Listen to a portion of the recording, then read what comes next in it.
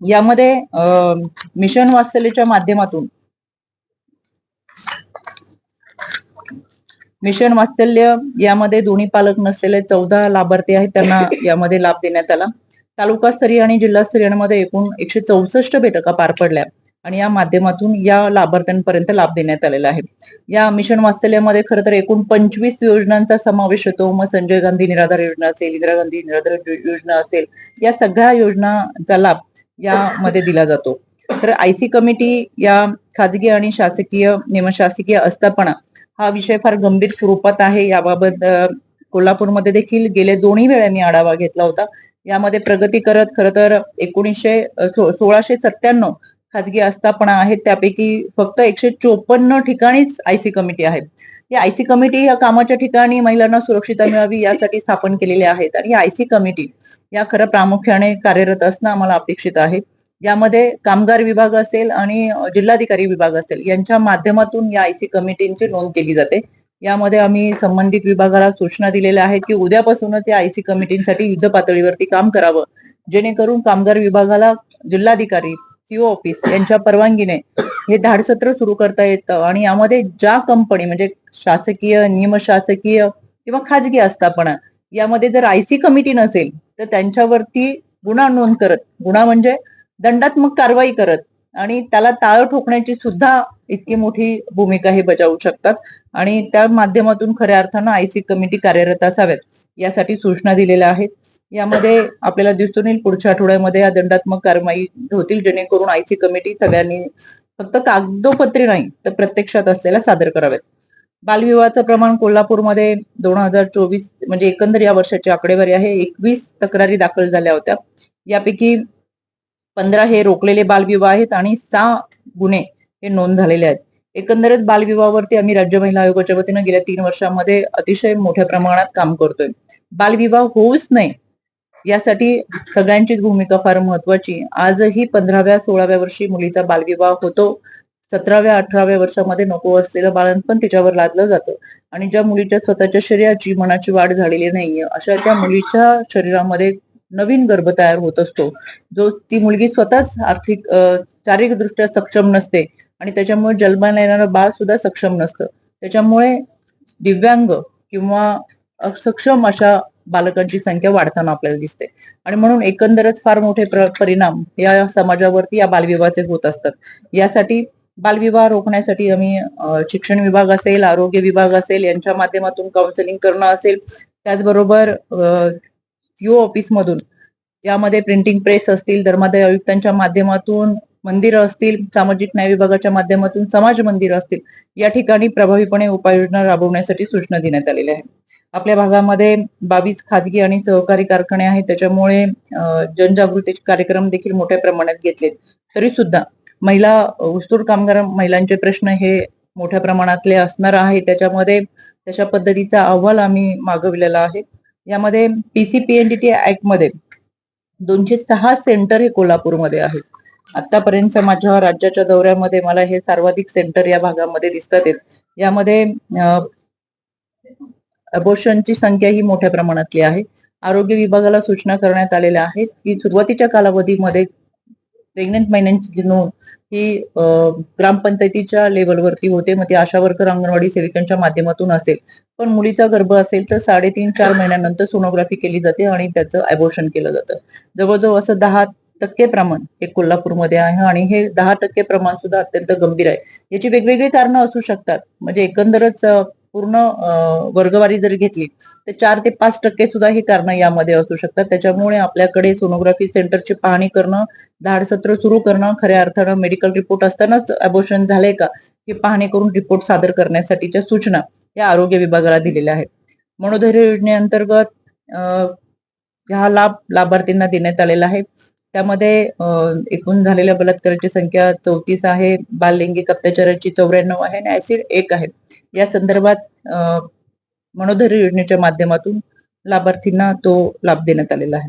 हे पण नोंदवलं तर त्याच्यामध्ये कामाच्या ठिकाणी एकही तक्रार नाही असं याच्यामध्ये आले, पण खरं तर वास्तव वेगळं आहे. पुढे येत नाही तक्रार करायला आणि 1697 पैकी 154 खूपच कमी आहेत. तर किती कठोर पावले उचलली जाणार आहे, कारण की हे जर आपण म्हणतो की इकडे सगळीकडच्या महिलांवरचं अत्याचाराबद्दल आपण बोलतो तर दिव्याखाली अंधार आहे असं नाही का वाटत? खरं तर कामाच्या ठिकाणी होणारा लैंगिक मानसिक अत्याचार असतो हा रोखण्यासाठी आयसी कमिटी फार महत्वाच्या आहेत. आयसी कमिटीला अतिशय महत्वाचे असे अधिकार दिलेले आहेत आणि त्याच्यासाठी आम्ही प्रभावीपणे काम करतोय. यामध्ये असलेल्या 1697 ह्या आस्थापनेमध्ये 154 ठिकाणी आयसी कमिटी झालेल्या आहेत. पण आयसी कमिटी त्यामध्ये काही आस्थापना अशा आहेत की ज्यामध्ये फक्त पुरुषच आहेत. मग 10 पेक्षा कमी संख्या असलेल्या आस्थापनांची संख्या आपल्याकडे मोठ्या प्रमाणात असल्यामुळे हा फरक दिसतो. पण तरी सुद्धा तो चिंताजनक आहे.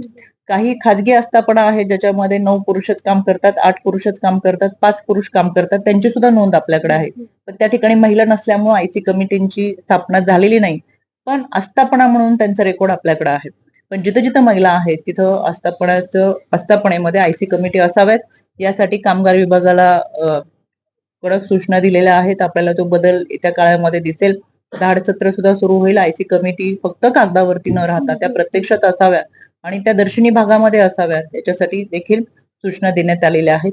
यामध्ये आयसी कमिटीमुळे खऱ्या अर्थानं वर्किंग वुमन मध्ये एक सुरक्षितेची भावना राहते आणि त्या तक्रार येताना खरं अडचण अशी होते.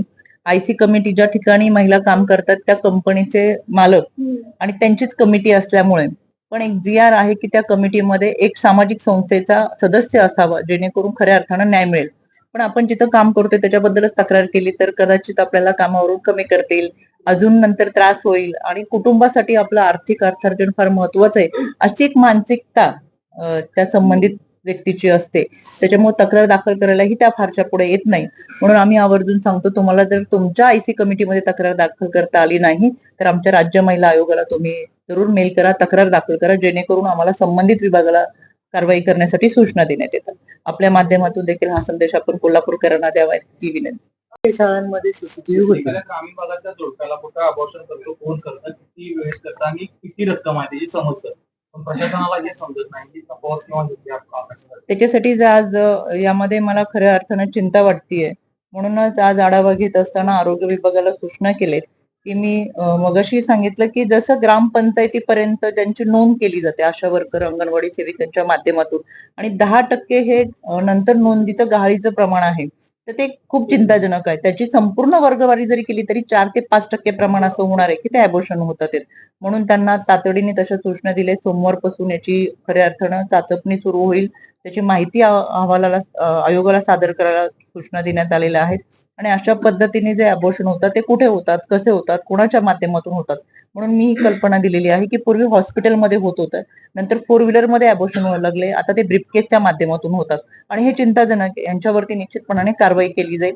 आपल्याकडून जरी प्रशासनापर्यंत माहिती येत नसेल तर आयोग त्यासाठी कोल्हापूर जिल्ह्यामध्ये आलेला आहे. म्हणून मी आपणास परत परत विनंती करते की अशी कोणत्याही स्वरूपाची माहिती असेल तर आपलं नाव गोपनीय ठेवून आम्ही कारवाई करू.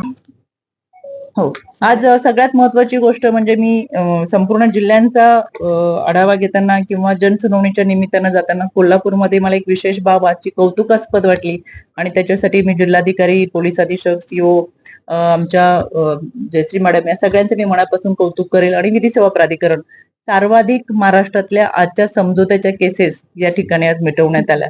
म्हणजे अनेक जण तक्रारदार या ठिकाणी सकाळी आले होते पण जवळजवळ 15 ते 20 कुटुंब अशी होती की त्यांच्यामध्ये समझोता झाला आणि समझोता करून ते एकत्रितरित्या इथून बाहेर पडून परत एकदा नवीन आयुष्याला, नवीन संसाराला त्यांनी सुरुवात केली. आणि आम्हाला हेच अपेक्षित असतं की गुन्हा नोंद न होता एक कुटुंब एकत्र यावं. त्याच्याबद्दल मी या प्रशासनाचे मनापासून आभार व्यक्त करते. पण सांगितलं ना एसटी प्रत्येक ठिकाणी आयसी कमिटी हा एसटी महामंडळामध्ये पण असणार आहेत. तिथल्या कामाच्या ठिकाणच्या करतीलच. पण म्हणून मी तुम्हाला जो नंबर दिला 112 1091 1098 या नंबरवरती त्यांनी तक्रार दाखल केली. केवळ एसटीत नाही तर इतर ठिकाणी प्रवास करताना ज्या क्रमांकावरती जरी संपर्क साधला तरी ती तक्रारीची नोंद केली जाते. तर आपल्या माध्यमातून हा नंबर संबंधित महिलांपर्यंत. खरं तर राज्यामध्ये महायुती सरकार आलं यामध्ये मी लाडक्या बहिणींचं मनापासून आभार व्यक्त करते. 2,40,00,000 लाडक्या बहिणी ह्या भावांच्या पाठीशी उभे राहिल्या आणि इतक्या मोठ्या प्रमाणात महायुती सरकार आमदारांची संख्या घेऊन सत्तेत आलं. याच्यामध्ये विरोधी पक्षनेताही होता आला नाही अशा पद्धतीचा कौल महाराष्ट्राच्या जनतेने महायुती सरकारला दिला. या महायुती सरकारमध्ये आपण पाहतोय गेल्या 5-6 दिवसापूर्वी मंत्री पदाच्या शपथ या संबंधित त्यांनी घेतल्या. याच्यामध्ये खाते वाटप होत असताना ही संख्या मोठ्या प्रमाणातली आहे. आपण पाहतोय एका कुटुंबामध्ये 4 माणसं असेल तरी एखादा विचार घेताना आपण 4 वेळा डायनिंग टेबलच्या बैठकीवर बसतो आणि उठतो. इथे तर इतक्या मोठ्या प्रमाणातली संख्या असल्यामुळे सगळ्यांचा विचार करणं, सगळ्यांना विचारात घेणं, विश्वासात घेणं, चर्चा करणं आणि याच्यामध्ये हे खाते वाटप ठरवणं. त्याच्यामुळे आपल्याला 2-3 दिवसामध्ये चांगल्या पद्धतीच्या बातम्या ऐकायला मिळतील अशी मी तुमच्याकडून अपेक्षा करते आणि तुम्हीच आम्हाला त्या लवकर आमच्यापर्यंत पोहोचवता. झाली का नाराजी? यामध्ये स्वतः आदरणीय प्रांताध्यक्ष सुनीलजी तटकरे साहेब यांनी काल पत्रकार परिषद घेऊन सांगितलं की ते पंकजदादा भुजबळ असेल, समीरदादा भुजबळ असेल यांच्या संपर्कात गेल्या 2 दिवसापासून आहे. मी स्वतः समीरदादा भुजबळ यांच्या संपर्कामध्ये आहे. मी त्यांच्याशी बोलतीये. त्याच्यामुळे आमचा राष्ट्रवादी पक्ष हा एक आमचा कुटुंब आहे. यामध्ये मी मगाशीच सांगितलं की कार्यकर्त्यांच्या भावना असतात आणि ते मांडण्याचा प्रयत्न त्या नाराजीच्या माध्यमातून करत असतात. पण हे कुटुंब एकसंध राहील यासाठी आम्ही प्रयत्न करतो. म्हणजे मुद्दे जे आहेत ते दोन पक्षामध्ये मुद्दे नाराजी बरेच नाराज. प्रत्येकाला नाराजी व्यक्त करण्याचा अधिकार असतो आणि शेवटी कार्यकर्ते असतात त्या मतदारसंघामधून ते निवडून येणारा लोकप्रतिनिधी असतो आणि त्यांना अपेक्षा असते आपण दुसऱ्यांदा निवडून आलोय, तिसऱ्यांदा निवडून आलोय आणि सहजासहजीने ते संघर्ष करून निवडून आलेले आहेत. 5 वर्ष मतदारसंघामध्ये केलेली कामं असतात आणि या कामांच्या माध्यमातून हा जनतेचा कौल ठरत असतो आणि कार्यकर्त्यांच्या भावना असतात, पदाधिकाऱ्यांच्या अपेक्षा असतात आणि त्याच्यामुळं खरं तर प्रत्येक नेत्यावरती, लोकप्रतिनिधींवरती त्याचे कार्यकर्ते, त्याला मतदान केलेल्या विधानसभेच्या मतदारांचं आणि असे एकंदरच फार मोठी अपेक्षा असल्यामुळे त्यांनाही ते मांडावं लागतं. पण तरी सुद्धा नाराजांची संख्या असेल तरी ही नाराजी कमी होईल. ही नाराजी हा एक मतांचा प्रवाह असतो तो या माध्यमातून नाराजीच्या माध्यमातून त्यांनी काहींनी व्यक्त केला असेल पण प्रत्येक जण काम करताना आपल्याला दिसतंय. नाराजीवर चर्चा केली असे अनेक प्रश्न गेल्या अर्धा दिवसात भुजबळांच्या नाराजीवरून उपस्थित झालेले आहेत. भुजबळ साहेब 15 आमदार घेऊन बाहेर पडणार वगैरे अशा बातम्या सुद्धा येत आहेत. यातून ही सगळी नाराजी पडणार आहे. राष्ट्रवादी काँग्रेस पार्ट 3 बघायला मिळतात. मला तेच सांगायचंय. आता तुमच्याकडून मला समजलं 15 आमदार किंवा साहेबांनी असं सांगितलं, साहेब तसे बोलले, हे आपल्या माध्यमांमधून आमच्यापर्यंत पोहोचतं. आम्ही एका पक्षात असूनही अशा कोणत्या पद्धतीच्या बातम्या किंवा घडलेल्या घटना आम्हाला दिसत नाही. शेवटी आपल्यापर्यंत विरोधकांच्या माध्यमातून बातम्या येत असतील आणि म्हणून मला सांगायचंय की राष्ट्रवादी हा आमचा परिवार एकसंध आहे, एकत्रितरित्या राहील. मी स्वतः समीरदादा भुजबळांच्या संपर्कामध्ये आहे आणि नाराजी व्यक्त करत असताना त्यांनी त्यांच्या ज्या अपेक्षा होत्या, कार्यकर्त्यांच्या ज्या अपेक्षा होत्या, ज्या संघर्षातून ते आले तर त्याला न्याय मिळावा ही भावना कार्यकर्त्यांनी व्यक्त केलेली आहे. त्याच्यामुळे फक्त यामध्ये घडलेली एक घटना म्हणजे दादांच्या प्रतिमेला त्यांनी जोडे मारत कार्यकर्त्यांनी जो निषेध केला तर त्याचा मीच निषेध नोंदवते. म्हणजे खरं तर नेत्यांवरती अशा पद्धतीने आपण आक्रमक होणं हे कार्यकर्त्यांना सोबत नाही. कदाचित ते राष्ट्रवादी पक्षाचे कार्यकर्ते नसतील. मला मनामध्ये शंका येते की विरोधकांनी अशा पद्धतीचं करून आपल्या समोर मांडलेलं असेल तर आम्ही एकसंध राहत कुटुंबाच्या माध्यमातून पक्ष जपण्याचा प्रयत्न करत असतो. त्याच्यामुळं राज्याचे प्रांत अध्यक्ष देखील भुजबळ परिवाराच्या संपर्कात आहे, त्यांच्याशी चर्चा करतात आणि या चर्चेमधून जे काही चांगलं असेल ते निष्पन्न होईल. एक मंत्रिपद